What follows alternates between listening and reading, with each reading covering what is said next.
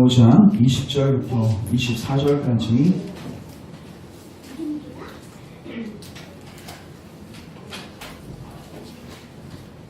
우리 합독하겠습니다.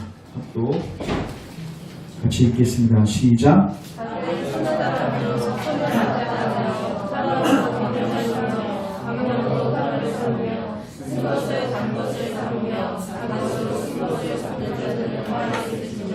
스스로 지혜롭다 하며 스스로 명철하다 하는 자들은 화있을진저 포도주를 마시기에 공감하며 독주를 잘 믿는 자들은 화있을진저 그들은 내 물로 말미암아 악인을 돌가하고 이에게서 그 공의를 하느니라.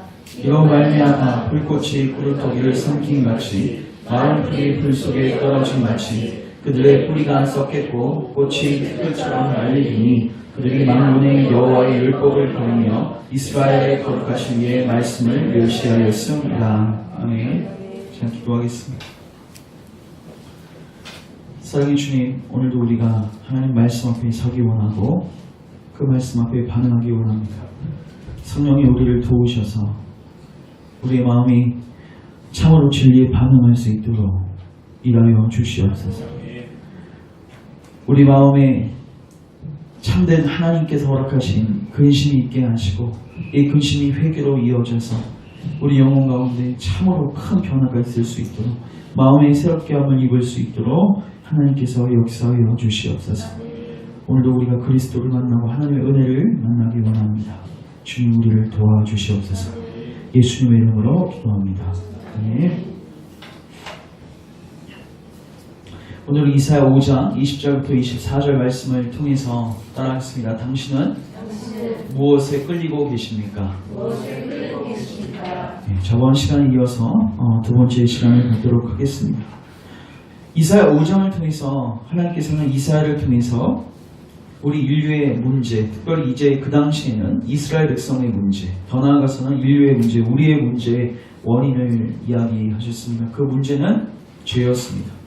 문제의 본질은 상황과 어떤 주변에 있는 지역적인 문제들이 아니라 이 세상을 이렇게 만든 죄가 문제였습니다.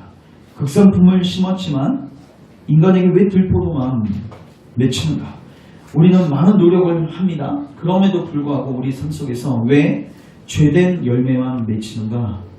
죄는 세력이고 죄는 파워가 있고 죄는 우리를 잠식시키는 어마어마한 세력이기 때문입니다. 그런데 죄를 이렇게만 이야기하면 많은 사람들이 어떻게 하는가? 자기가 죄인이라는 것을 실감나게 느끼지 못합니다. 왜냐하면 죄는 카멜레온과 같은 거예요. 그러니까 죄는 세력이에요. 한 세력인데 이 세력이 다양한 모습으로 우리 삶 속에서 드러나게 됩니다.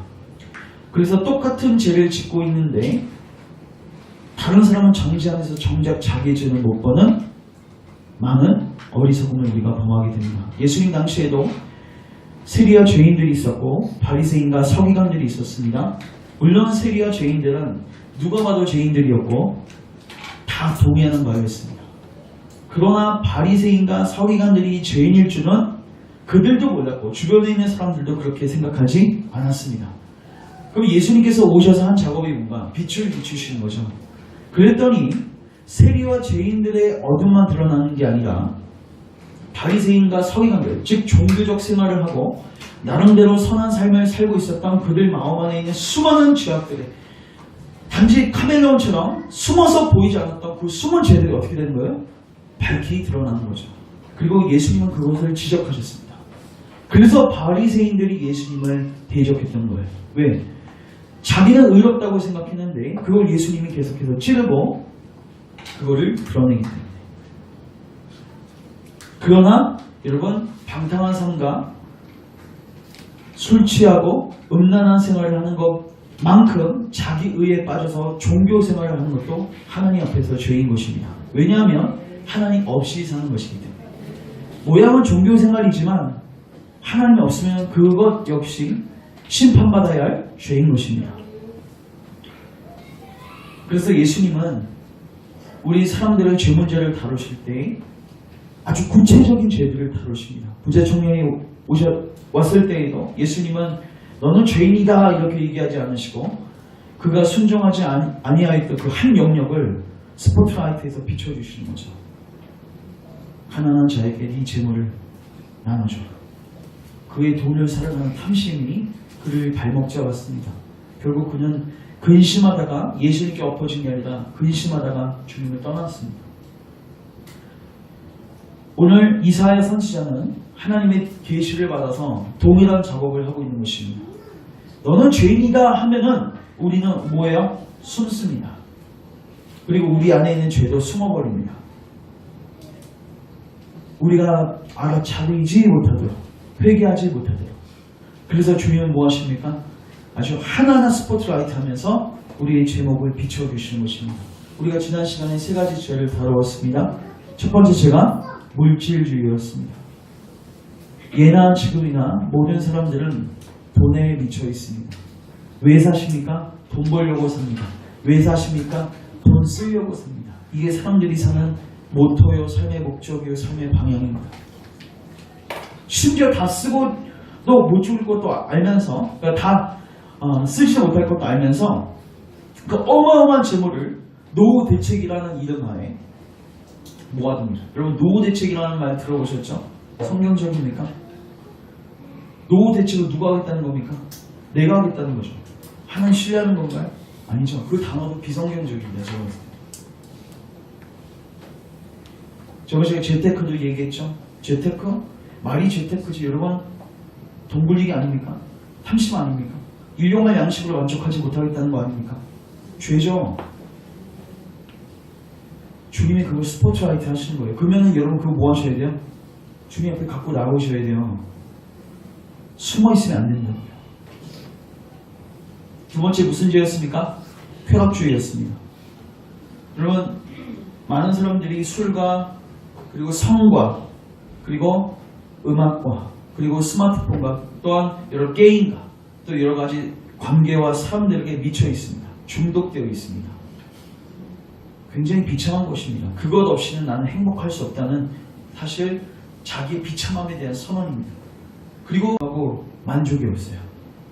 그러니까 행복하지 않으니까 그 중독들을, 그 인위적인 방법들을 사용하는 건데 막상 그것을 다 누려도 인간 안에 허무함과 공허함이 있는 거죠. 결국 그 중독은, 그 집착은 뭐입니까? 자아사랑이고 그건 죄입니다. 여러분 기억하십시오. 하나님 그 하나하나 제목을 지목하실 때마다 마지막에 뭘 선포하셨습니까? 화 있을 찐저. 이사야 가보시면 5장 8절 보시면 뒷부분은 뭐라고 되어 있죠? 화 있을 찐저. 11절 뒷부분에 화 있을 찐저. 저를 주목하십시오. 여러분 제가 봤을 때 회개에 제일 걸림돌이 되는 게 뭐냐면요, 죄를 하나님의 시각으로 보지 않는 것입니다. 여러분 죄는 대단히 심각한 것입니다. 여러분 사단이 어떻게 공격하는지 알려드리겠습니다. 죄는 심각하지 않다. 까짓것만 지어도 별 큰 문제 없을 것이다. 여러분 창세기 3장에 뱀이 아담과 하와를 유혹했던 게 그것입니다. 야, 그까짓 거 한번 먹어도 안 죽어. 아니 오히려 더 잘되고 너는 네가 누릴 수 있는 쾌락의 극치를 누릴 것이다. 그게 뱀의 유혹 아니었습니까? 사단은, 그리고 죄는 우리를 공격할 때, 우리를 유혹할 때 자기가 줄 수 있는 것은 아주 극대화시켜서 이야기합니다. 그리고 자기가 뺏어갈 것은 입 다물고 있습니다. 그 이야기를 듣고 하와가 나무를 보니까 진짜 먹음직도 하고 보암직도 하고 지혜롭게 할 만큼 탐스럽기도 하죠. 그래서 결국 그것을 먹게 됩니다. 그러나 딱 먹는 순간 아, 속았다. 속았네. 죄한테 기만당했네. 야, 이게 죄의 결과야? 이럴 거 알았으면 나 먹지 않았을 것을. 죄는 지금도 우리에게 그렇게 다가옵니다. 그거를 네가 범하면 넌 큰 쾌락과 즐거움을 누릴 수 있어. 잃을 것은 별로 없어.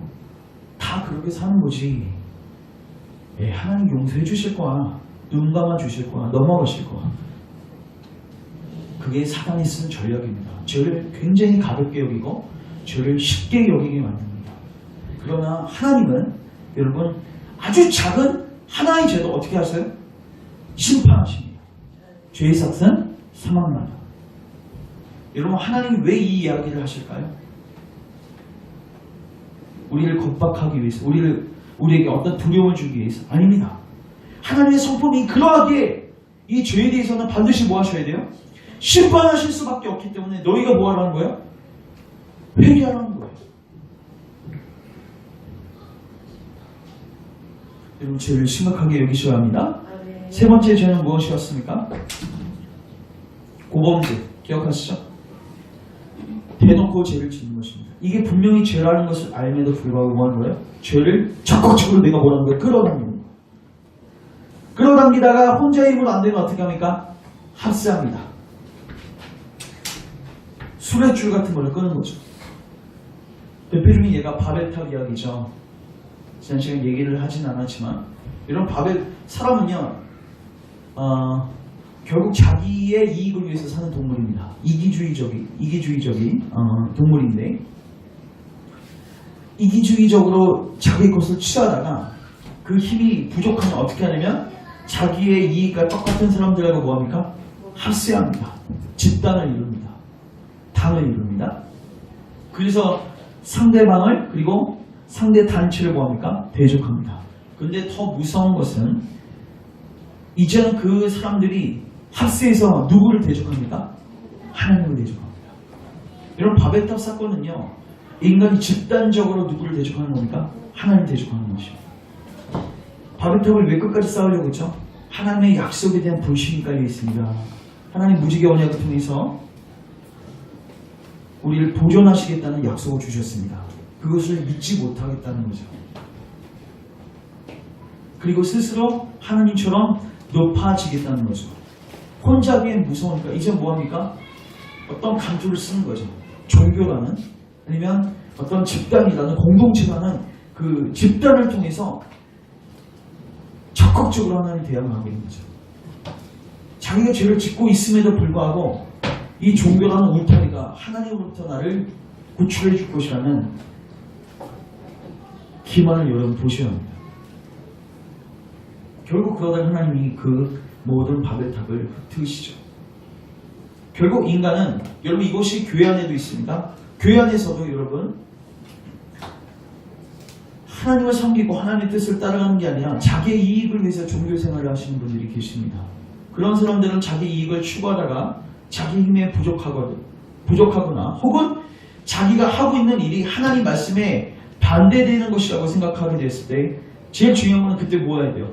납작 엎드리고 회개하고 돌이켜야죠. 근데 고집스럽게 그거를 고수하다가 자기 힘이 딸리면 어떻게 해요? 주변에 동료들을 모으기 시작합니다. 그걸 성경은 당을 짓는다고 얘기하죠. 여러분, 하나님 바른 교리를 위해서 당을 짓는 건 괜찮죠. 무엇을 위해서 당을 짓는 겁니까? 하나님을 대적하려는 목적으로 당을 짓는 것입니다. 잘못된 교리에 사인하기 위해서 뭐합니까? 무리를 짓습니다. 이제는 개인적으로 하나님 대적하는 게 아니라 집단적으로 하나님 대적하는 거죠. 하나님! 당신은 저희들에게 이제 항복하셔야 합니다. 저희는 집단입니다. 자, 우리 시편 2편 한번 가보겠습니다.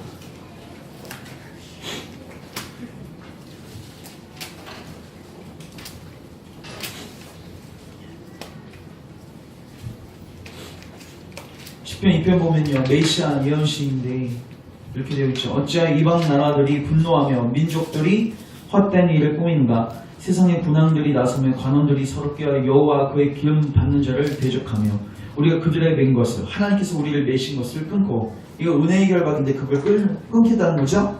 그리고 벗어버리자 하는도다.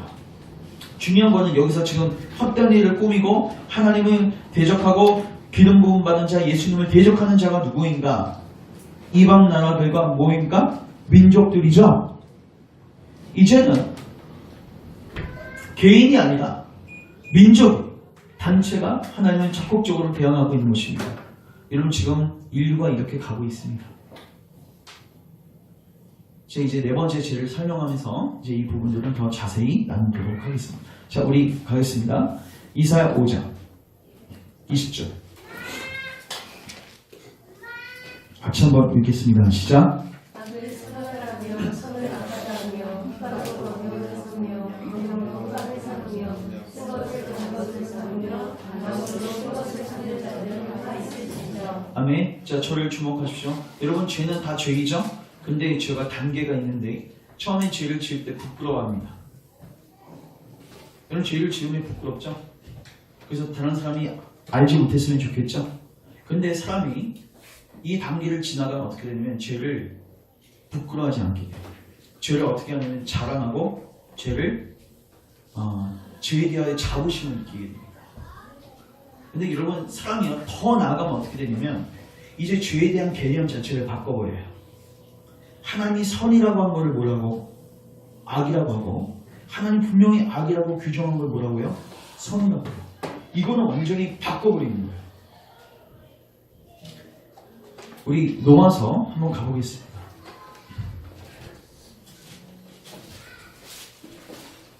(1장) 26, 27절 같이 한번 읽겠습니다. 시작. 하나님께서 우리를 부끄러운 중심에 내버려 두셨으니 우리의 여자들로 수리되고 털고 여기주시며 그와 같이 남자들로 수리되고 여자시기를 버리고 서로를 하여 음욕이 부릴 듯 하느니 남자가 남자와 더불어 부끄러운 일을 행하여 그들의 그릇에 상당한 보험을 누리는 자신이 자랑하느라. 아멘. 자, 여기부터 보시면요, 순리라는 말이 있고 영리라는 말이 있죠. 순리가 있고 뭐가 있습니까? 영리가 있죠. 자, 순리가 뭐고 영리가 뭘까요? 순리란 뭐냐면 하나님께서 만드신 선이죠. 그리고 심지어 이거는 지금도 일반적인 도덕법에서도 선이라고 규정하고 있는 것입니다. 남자는 누구하고 결혼해야 돼요? 여자하고 결혼해야 돼요. 맞죠? 근데 여러분, 이 순리를 이제는 뭐를 바꾼 겁니까? 영리를 바꾼 거예요. 이건 뭐냐면 이제는 순리가 뭐한 거고 잘못된 거고 영리가 뭐한 거다? 이게 괜찮은 거다. 이제는 예전에는 여러분 동성애를 지어도요 숨어서 지었죠. 이제는 이거 어떻게 합니까? 자랑합니다. 이제는 어떻게 해요? 이건 이제 아예 개념 자체를 바꿔버리는 거예요. 혹 이런 날이 올 수도 있지 않을까요? 동성애자들이 많아지면 이걸 어떻게 되겠습니까? 그들이 집단을 형성하면 동성애가 합법적이고 이성 간의 결혼이 여러분 불법일 수도 있는 거예요. 이렇게 되는 거예요. 여러분, 지금이 이런 시대입니다. 또 하나 예를 들겠습니다. 여러분, 이런 말을 들어보셨을 거예요. 지금은 결혼한 그 커플들의 50% 정도가 전부 다 밖에서 남자친구와 여자친구를 갖고 있다.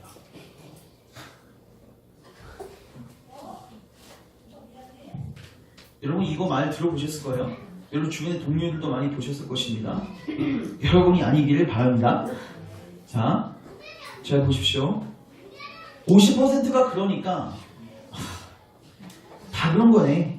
나도 그렇게 살아도 되겠네.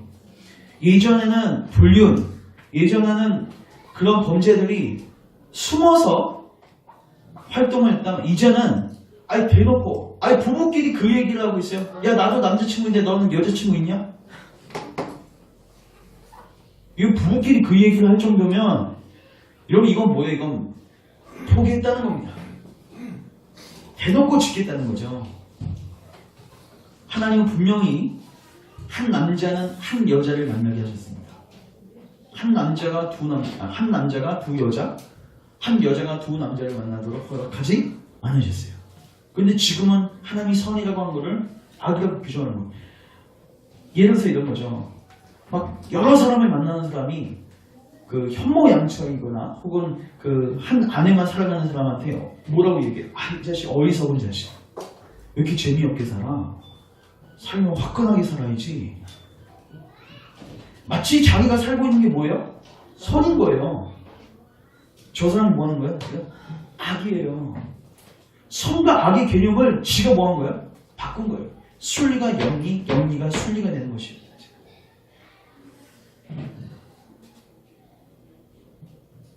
여러분 이게 교회 안에도 들어왔습니다. 지금 이런 도덕법들이요, 이 개념 자체가 바뀌는 게 이제 사회 속에서도 이제 바뀌어지지만 이게 교회 안에서도 통용이 돼요.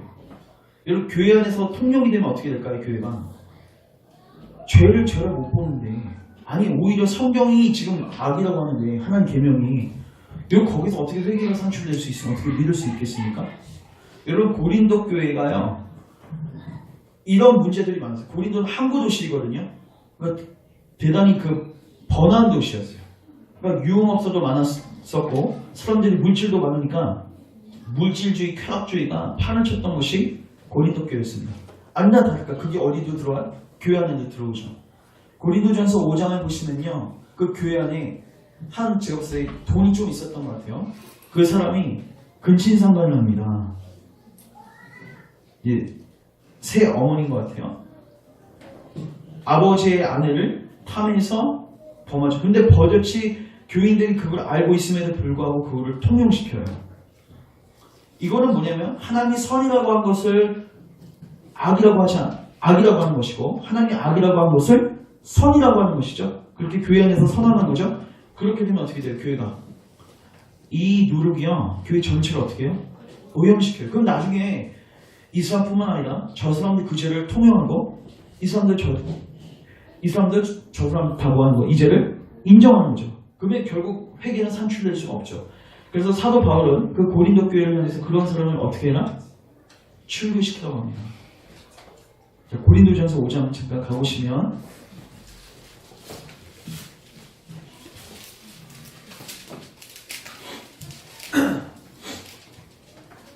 5장 1절. 너희 중에는 뭐예요? 고린도 교회죠? 교회 중에 심지어 음행이 있다함을 들었으나, 심지어라는 말은 뭐예요? 그 외에도 문제가 많다는 거예요? 적다는 거예요? 많아요. 이거 문제가 엄청 많아요, 이 교회는. 근데 심지어 음행이 있다함을 들었는데, 근데 내가 들어보니까 그런 음행은 이방인 중에도 없다. 누가 그 아버지의 아내를 취하였다는 거다. 그리하고도 회개하지 않고 너희가 오히려 교만하여져서 어찌하여 통한이 여기지 아니하고 그 일을 행한 자를 너희 중에서 쫓아내지 아니하였느냐. 그 당사자는 음행을 회개하지 않고, 그 주변에 있는 사람들도 그 사람이 뭐 교회에서 큰 권력을 잡은 사람이겠죠. 돈이 많든가. 도저히 그 죄를 용인하는 거죠. 선을 악으로, 악을 선으로 바꾸는 행위를 어디서도 교회 안에서도 행하고 있죠. 그렇게 절대로 하지 말라는 거예요. 왜요? 그렇게 되면 어떻게 돼요? 7절. 너희는 누룩 없는 자에게 새 덩어리가 되기 위하여 묵은 누룩을 뭐하라? 내버리라. 우리의 유월적 양 곧 그리스도께서 희생되셨느니라. 이렇게 하면 그 누룩이 퍼져서 우리가 전체가 다 어떻게 된다는 거예요? 오염된다는 거죠. 5절 같이 읽겠습니다. 시작. 이런 자를 사탄에게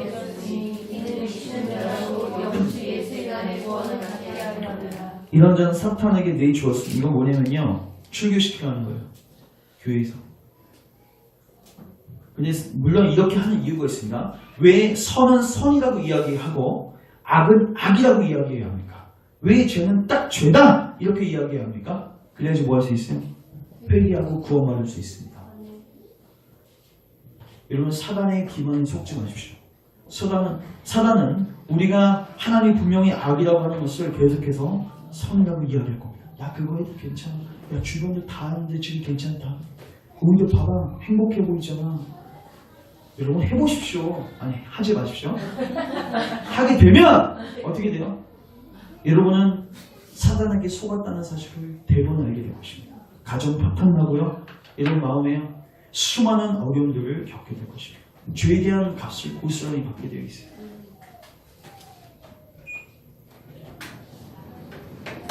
더 중요한 것은, 여러분, 우리가 아무리 선은 악이라고 해도 선은 선인 거죠? 네. 그 기준권이 누구에게 있어요? 하나님께 있어요. 우리 참 어리석은 게도 우리 입법권자하고 사법권자하고 심판권자가 누구세요? 하나님이시죠. 마치 우리가 심판주의인 것처럼 지가 바꾸면 바꾸어집니까? 여러분, 우리가 천국에 가서 우리가 하나님 심판대 앞에 서서 심판받을 때 자기가 기준 삼았던 그 내용들로 심판받습니까? 여러분, 하나님의 다림주 하나님의 기준대로 심판받는 거예요. 여러분, 이게 정말 중요합니다. 사람들은 지금 포스트 모더니즘 때문에 다 자기의 기준을 갖고 있어요. 그 기준을 흔들면 안 돼요. 그러니까 가정교육하고 공교육이 다 무너지는 거죠. 기준을 자기가 세우라는 거죠. 네가 네만의 기준을 세워서 그 꿈을 이루라는 거죠. 근데 여러분, 하나님은 하나님의 기준대로 우리를 심판하십니다. 여기 보십시오. 다시 고린도전서 5장 보시면 왜 우리가 회개해야 되는가? 5장 9절 내가 너희에게 쓴 편지에 음행하는 자들을 사귀지 말라 하였거니와 이 말은 이 세상에 음행하는 자들이나 탐하는 자들이나 속여 빼앗는 자들이나 우상 숭배하는 자들은 도무지 사귀지 말라 하는 것이 아니니 만일 그리하면 너희가 세상 밖으로 나가야 할 것입니다. 그러니까 이 말은 뭐냐면 아예 세상을 떠나서 수도주의로 가지 말라는 거예요. 그러나 분명히 떠날 것은 떠나라는 거죠. 이제 내가 너희에게 쓴 것은 만일 어떤 형제를 일컫는 자가 음행하거나 탐욕을 부리거나 우상 숭배를 하거나 모욕하거나 술 취하거나 속여 빼앗거나 사귀지도 말고 그러한 자가는 함께 모두 하지 말라? 먹지도 말라. 왜 그런가? 자, 여기 보십시오. 뒷부분 6장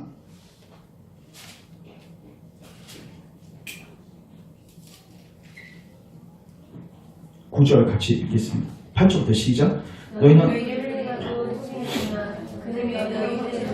불의한 자가 하나님 나라를 유업으로 받지 못할 줄을 알지 못하느냐? 미혹을 받지 말라. 음행하는 자나 우상 숭배하는 자나 간음하는 자나 탐색하는 자나 남색하는 자나 도적이나 탐욕을 부리는 자나 술 취하는 자나 모욕하는 자나 속여 빼앗는 자들은 하나님의 나라를 유업으로 받지 못하느니라. 아멘. 기억하십시오. 이러한 자들은 하나님 나라를 유업으로 받지 못합니다. 여러분, 그래서 선을 선으로 악을 악으로 이야기해 줘야 되는 거예요. 그래야지 회개하고 예수님께 나아갈 거 아닙니까? 너희는 뭘 받지 말라? 따뜻하 미혹을 받지 말라. 누가 미혹해요? 죄가 미혹하고 사단이 미혹합니다. 괜찮아. 창세기 3장에서 여러분 그 결말을 아시잖아요. 왜 또 속아야 합니까? 죄를 지어 보셨잖아요. 속아 보셨잖아요. 그 결말을 경험해 보셨잖아요. 부분적으로 맛보셨잖아요. 근데 여러분이 왜 매일 삶 속에서 왜 또 속고 계십니까? 미혹을 받지 말라는 거예요. 자, 그 다음 이제 다시 이사야 갑니다.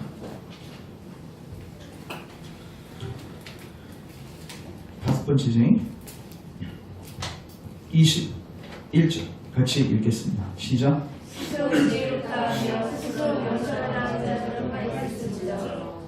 스스로 지혜롭다 하며 스스로 명철하다 하는 자들은 화 있을지도. 이게 무슨 죄인 것 같아요? 한 단어로 요약하면 교만. 또 하나 인본주의입니다. 여러분, 인본주의라는 말 들어보셨죠? 휴머니즘 들어보셨죠? 여러분, 휴머니즘, 인본주의는요 두 가지로 나눠지는데 고전적 인본주의가 있고 과학적 인본주의가 있습니다. 둘 다 하나님 없습니다. 자, 고전적 인본주의는 뭔지 제가 잠깐 설명하겠습니다. 여러분, 인간의 사상과 인간의 생각을 연구하는 학문을 우리가 철학이라고 합니다. 근데 여러분, 철학을 공부해 보시면 고전 철학부터 시작해서 고전의 그 자연 철학부터 시작해서 그 소크라테스, 플라톤, 아리스토텔레스, 그리고 그 다음에 헬라 철학들, 그 다음에 수많은 철학들을 보면요, 결론이 하나예요. 하나님이 없어요. 근데 여러분, 하나님이 있었던 시기가 있었어요. 철학 가운데. 그게 바로 중세 시기입니다. 여러분, 중세 시기는요, 이런 그 모토가 있었습니다. 철학은 신학의 신여다. 철학은 뭐다? 신학의 신여다. 대표적인 철학자가 누구냐면 어거스틴이에요. 어거스틴은 교부였어요. 교회 아버지였어요. 그럼에도 불구하고 그는 철학자였습니다. 그러니까 철학을 해도 어디 속에서? 신학이라는 통제 속에서 철학을 했어요. 근데 여러분, 17세기가 되면은 르네상스가 일어나죠. 여러분, 르네상스가 일어날 때 있었던 일들이 뭐냐면 이겁니다. 신학과 철학이 뭐 됐냐면 분리됩니다. 더 이상 이성이 이제는 하나님 통제를 받기다 안 받기다? 안 받기다. 이게 휴머니즘이에요. 그러니까 르네상스가 왜 발생했는지를 보면 르네상스의 본질을 알 수 있는데, 그 전까지는 계속해서 하나님 통제 속에서, 성경 통제 속에서 철학을 하니까 재밌어요? 없어요? 없어요. 한계가 있는 거예요. 그러니까 이제는 하나님 학문은 그냥 신학으로 넘겨버리고 우리는 이제 인간의 이성만 갖고 뭐 하겠다는 거예요? 우리의 사상과 우리의 이 세상을 연구하고 유토피아를 꿈꾸겠다는 거예요. 그게 뭡니까? 인본주의 철학입니다. 결국 그렇게 해서 19세기 가면 뭐가 나와요? 계몽주의가 나오죠. 야, 해보니까 되더라. 신학의 도움 없이 우리 이성만으로도 유토피아에 도달할 수 있어. 19세기 계몽주의 그리고 그 시기에 나왔던 진화론, 다윈의 진화론, 이게 맞물려서 인간은 계속 뭐 할 수 있다? 발전할 수 있다. 그 인본주의 철학의 대가가 이제 헤겔인데, 물론 그들은 다소 유신론적인 발언은 했지만 결국 거긴 하나님은 없었습니다. 그냥 인간이 뭐 하는데요? 지금 있는 현실에서 부족한 부분을 잘 발견해가지고 그거를 메꿔서 더 좋은 세상을 만들면 돼요. 그 다음 세상에서는 또 부족한 부분을 메꿔서 점점점 더 좋은 유토피아를 만들겠다는 거죠. 근데 하나님이 그 시기에 뭘 주셨냐면 세계대전을 주셨습니다. 결국 거기에서 모든 인간의 교만이 박살나게 됩니다. 또 하나의 인본주의가 뭐냐면 과학적 인본주의예요. 이건 이제 오래되지 않았습니다. 왜 사상사는 좀 길지만 과학사는 길지 않죠. 17세기 이후에 과학 문명이 발달하면서 야, 이거 진짜 과학이 주는 수많은 혜택들을 인간이 누리면서 이 과학이야말로 인간을 뭐 할 수 있다? 행복을 줄 수 있고 우리에게 발전을 줄 수 있다. 우리에게 유토피아를 줄 수 있다. 근데 여러분 지금 이 세상에 돌아가는 형국을 보시면 단적인 예로 여러분 행복이가 뭐의 결과입니까? 과학의 결과죠. 과학이 주는 우리의 유일한 선물이 뭐예요? 전쟁과 무기의 증강이에요. 제가 이제 천문학과를 나왔는데 여러분 미국이요 천문학이 발달돼 있죠? 미국의 유명한 그 천문학 기관이 뭐입니까? 나사 있죠? 저도 이제 대학에서 공부할 때 선배들이 나사로 많이 진출하려고 공부를 하고 했는데 그럼 미국의 천문학을 발전시키는 이유가 있습니다. 인공위성을 쏘아 올리는 이유가 있어요. 천체를 관측하는 것은 핑계일 뿐입니다. 인공위성을 많이 쏘아 올리죠 미국이. 그럼 어디를 관측해요? 천체를 관측하죠. 그래서 여러 우주 법칙들을 발견하지만 전시가 되면 어떻게 합니까? 카메라를 어떻게 합니까? 돌려버리는 거예요. 그러면 여러분 제가 그 미국이 전쟁하는 거를 그 천문학 그 만원경 수업할 때 제가 본 적이 있는데 진짜 조이스틱으로 게임하듯이 전쟁을 해요. 한 사람 그 상황판이 한 운동장 한 5배 되는 것을 그 화면으로 띄운 다음에 그 적외선 카메라로 사람들이 움직이는 게 다 보여요. 개미처럼 다 보여요. 그래서 어떤 사람이 막 트럭을 타고 돌아다니는 것도 보이고 두 사람이 대화 나누고 있는 것도 다 보이는데 어떻게 하냐면 한 곳에 미사일을 사람이 많은 지역에 먼저 딱 떨어뜨려요. 그러면 어떻게 하냐면 사람들이 그 소리를 듣고 주변에서 다 도망가기 시작하죠. 근데 도망가는 게 한 사람 한 사람 다 보여요. 그러면은 한 사람 죽이기 위해서 미사일 한 발씩 쏘아대기 시작합니다. 총 한 발이 아니라 미사일 한 발을 쏘아요. 그거 어디서 한다고요? 사무실 안에서요. 조이스틱 게임처럼. 그게 뭐에 발전되는 그렇게 가능합니까? 만원경. 과학에 발달하면 우리가 우주를 정확하게 알고 행복한 유토피아를 만들 수 있을 것이다. 아니요. 전쟁의 무기만 발달되고 있습니다. 지금. 여러분 결국 자연과 철학은 즉 하나님 없는 것은 우리에게 유토피아를 줄 수 없어요. 근데 인간은 스스로 뭐 하는 거예요? 지혜 있다는 거예요. 할 수 있다는 거죠. 이게 인본주의예요. 결국 어떻게 됩니까? 망하는 길로 나아가는 거죠. 자, 로마서 한번 1장 보시면 로마서 1장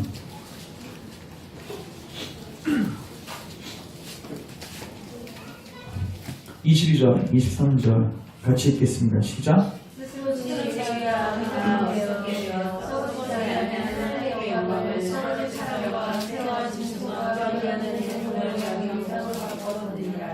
진짜 여러분 지혜 있으면 어떻게 해야 합니까? 여러분 지혜의 근본은 뭐죠? 하나님을 구하는 거예요? 병하는 거죠. 진짜 지혜 있는 사람은 땅의 것을 추구하겠습니까? 아니면 하늘의 것을 추구하겠습니까? 하늘의 것 추구하죠? 근데 스스로 지혜 있다고는 하는데 영적인 부분에 있어서는 전혀 관심이 없고 무지한 자리로 나가고 있는 거예요. 과학을 신봉합니다. 이게 뭡니까 여러분? 이게 지금 사람과 새와 짐승과 기어다니는 동물 모양의 우상을 섬기는 게 뭐예요? 과학을 신봉하고 철학을 신봉하는 거예요. 여러분 철학을 신봉하는 게 뭡니까? 결국 사람 신봉하는 거 아닙니까? 사람의 이성을. 과학을 신봉하는 거 뭡니까? 자연을 다른 피조물들을 뭐는 섬기는 거 아닙니까? 결국 인간은 지혜 있다고 하지만 가장 지혜의 근본이 되는 하나님을 섬기는 일에 있어서는 우둔하게 되었습니다. 결국 거기에 대해서도 하나님 무엇인가? 화를 선언하시고 우리 교회도 마찬가지예요. 교회 안에서도 사역을 하지만 하나님을 의지하지 않고 스스로 지혜 있다면서 그 사역을 감당하면 그게 뭐예요? 죄인 거예요. 대표적인 예가 바리새인들이에요. 자, 마지막 갑니다. 이사야 5장 23절, 22절, 23절 같이 읽겠습니다. 시작. 포도주를 마시기에 위험하며 독주를 잘 빚는 자들은 화 있을진저 그들은 뇌물로 말미암아 악인을 미혹하고 의인에게서 그 공의를 빼앗는다.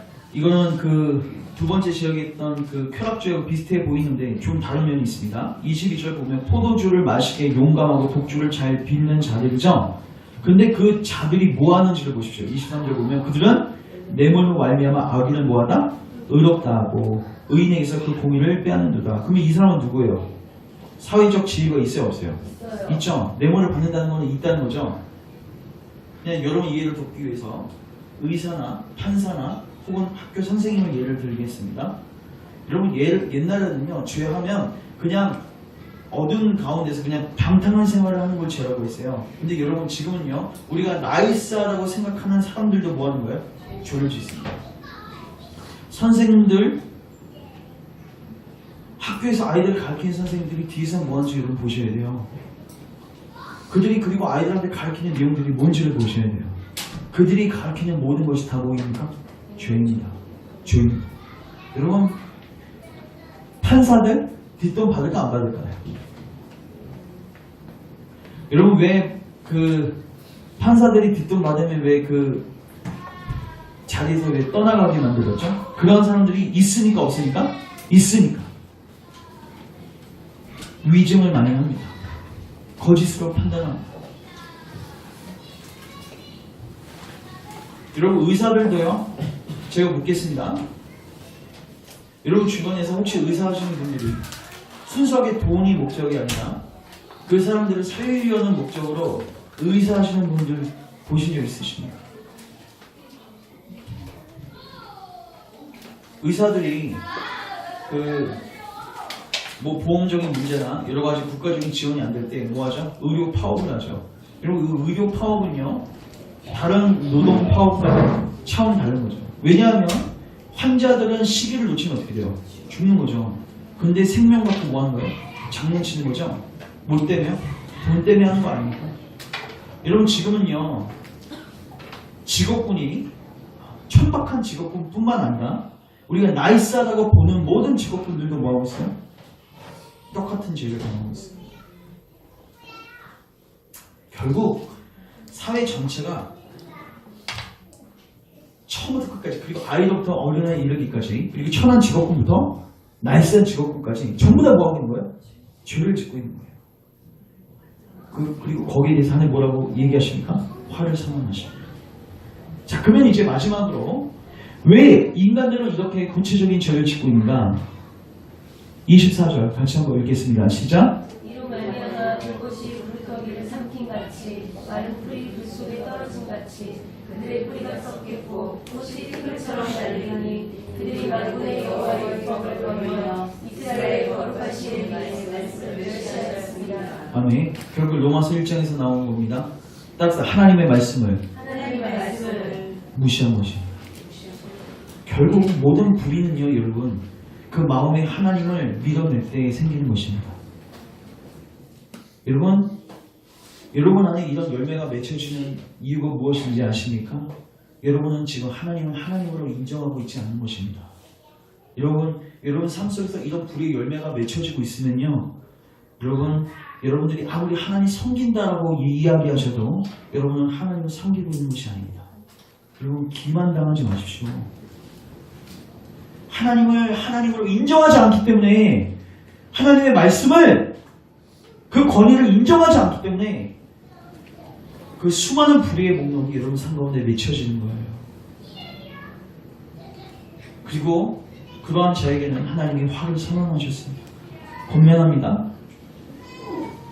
여러분 이 죄에서 나오셔야 합니다. 여러분들이 지금 예수님께 나와서 예수님 선한 영생이요 선한 선생이요 내가 어떻게 하면 영생을 얻을 수 있겠습니까? 물어보신다면 주님은 하나하나 여러분들의 죄를 지적하실 것입니다. 너 그 직업 왜 갖고 있어? 너 지금 성 중독과 너 게임 중독과 너 술 중독에 빠져 있어? 너 그거 내 말 인정하지 않는 거잖아. 여러분 하나님이 왜 이렇게 구체적으로 지목하신지를 아셔야 됩니다. 우리의 죄를 발각해서 우리로 하여금 하나님 말씀 앞에 정확하게 세우기 위해서 임원을 하시는 거예요. 여러분 도망가지 마십시오. 여러분 회개하시고 돌이키십시오. 여러분 안 되신 거 알겠죠? 주님께 가십시오. 예수님께 가셔서 주님 저를 이 죄된 지배와 권세로부터 저를 구원하여 주시옵소서. 주님은 우리를 죄의 형벌로부터 구원하실 뿐만 아니라 죄의 세력과 지배로부터도 우리를 구원하셨습니다. 정말 하나님께서 제가 어제 저녁에 자다가 하나님께 뭐 보여주신 게 있었어요. 사실 나중에 남길게요. 하나님 계속해서 구체적인 죄를 지적하라고 말씀하십니다. 좀 더 그냥 간단하게 나누면요. 저 어제 이제 말씀 준비하고 이제 저녁에 이제 자는데 이거 본 적이 지금 요새는 거의 없었는데 이건 꿈이었어요. 처음엔 꿈이었는데 나중에 이게 꿈에서 깨어난 다음에 이제 환상을 본 것 같아요. 이거 제가 그냥 남기겠습니다. 제가 딱 꿈을 꿨는데 제가 설교를 하고 있었던 것 같아요. 정확히 뭔가 말씀을 전하는데 전혀 반응을 안 해요. 전혀 반응을 안 해서 제가 되게 낭만 가운데 있었어요. 근데 이제 거기서 꿈이 딱 끊기고 제가 무슨 그냥 원래 이렇게 제 몸이 붕 떠서 올라가는 기분. 저는 이제 그런 경험을 몇 번 하는데 이게 붕 떠는 경험을 할 때가 있고 제가 밑으로 떨어지는 경험을 할 때가 있어요. 근데 떨어지면 좀 무섭잖아요. 그때 저도 막 회개기도 하거나 막 그러는데 이게 붕 뜨면은 뭔가가 그래도 근데 마음은 평안하는데 그래도 계속 뭐 하냐면 하나님께 기도하면 하나님 저를 붙들어 주세요 하면서 좀 무섭습니다. 그게 무서운데 이제 제가 쭉 올라가다가 이제 어떤 길로서 이렇게 쭉 나아가는데 거기서 화면이 딱 비춰지는데 중간 점검이라는 인사이트를 주시는 거예요. 그러면서 딱 뭐가 뜨냐면 세 가지 교재가 딱 떴어요. 근데 하나가 뭐였냐면 그 애들 새 생명 공과인데 정확하게 몰라요. 그건 제목을 모르겠어요. 근데 단 하나 기억나는 거는 그게 대단히 인간의 삶에 굉장히 구체적인 항목을 다루는 그 공과였어요. 그리고 새 생명 공과 두 번째 교재가 뭐였냐면 잠언서였어요. 근데 여러분 제가 사실 잠언을 설교도 별로 안 하고 저도 잠언을 그렇게 많이 안 읽는데 이런 잠언을 보시면요 대단히 구체적이거든요. 이해되시죠? 그리고 세 번째는 저도 기억이 안 납니다. 그래서 제가 결론 내리기를 하나님 지금 하시고 있는 작업이 우리의 구체적인 죄를 드러내셔서 부자 청년에게 그 한 가지 죄를 지목하셔서 그의 밑바닥을 보게 하시고 그를 회개로 인도하시려고 했던 것처럼 지금 우리 열방교회 가운데서도 여러분 가운데 있는 숨어있는 죄들 있죠? 그걸 하나님 뭐 하시는 거다? 드러내시고 있는 작업. 여러분 이거 굉장히 아프거든요. 근데 여러분 이거 도망가면 여러분 살 길이 없는 것입니다. 여러분 도망가지 마시고 반드시 하나님 앞에 서십시오. 그럼 반드시 여러분 회복되실 것입니다. 이게 복음이 아닌 약속이에요. 그래서 저도 그 자리에 서는 것입니다. 저도 복음 앞에 서는 거고 여러분들도 복음 앞에 서는 것입니다. 하나님이 성령이 여러분의 마음을 수사하시고 조명하시고 여러분 가운데 깨닫게 하시는 죄들이 있으면 여러분 회피하지 마시고 이제는 타협하지 마시고 하나님 앞에 겸손하게 나아가서 주님 저를 도와주십시오. 그 자리로 나아갔으면 좋겠습니다. 우리는 할 수 없지만 누구는 하실 수 있으세요? 하나님이 하실 수 있으십니다. 마지막으로 이야기만 하고 마치겠습니다. 부자 청년이 떠났을 때 누가 무서워했을까요? 제자들이 두려워합니다. 제자들은 부자 청년과 예수님의 대화를 들었어요, 안 들었어요? 들었죠? 제자들이 그걸 보고 있는 형국에 야, 누가 구원받을 수 있습니까? 그러면 그때 예수님이 이렇게 말씀하십니다. 사람으로는 할 수 없을 때 하나님은 다 하실 수 있습니다. 하나님이 우리의 숨을 꽉꽉 막히게 하실 때 우리는 점점 느끼게 될 것입니다. 누가 구원받을 수 있을까?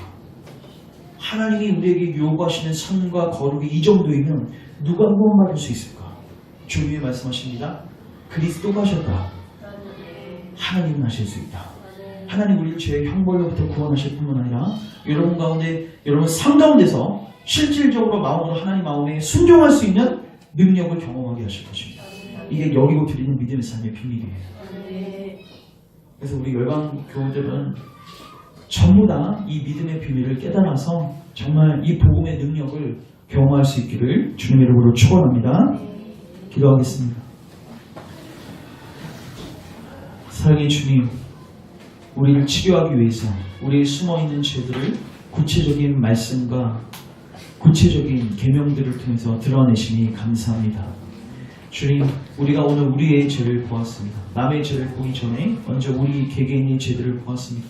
우리가 돈을 사랑하였고, 우리가 음란하였고, 우리가 거짓을 행하였고, 우리가 고의적으로 주님 죄를 범하였고, 우리가 스스로 지혜 있다 하면서 하나님 없이 인본주의적인 방법으로 살았고, 우리가 또한 하나님의 악을, 하나님의 선을 악으로 바꾸고 세상의 악을 선으로 바꾸는 개념 없는 행동들을 하였습니다. 주님, 우리를 용서하여 주시옵소서.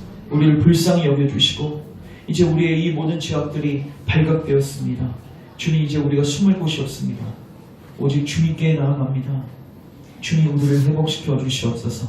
예수님 안에서 이 모든 더러운 죄악들을 깨끗이 씻어주시고 이제 우리 삶에서 이 죄의 세력과 지배로부터 자유케 되는 복음의 능력과 신비와 축복을 경험하게 하옵소서.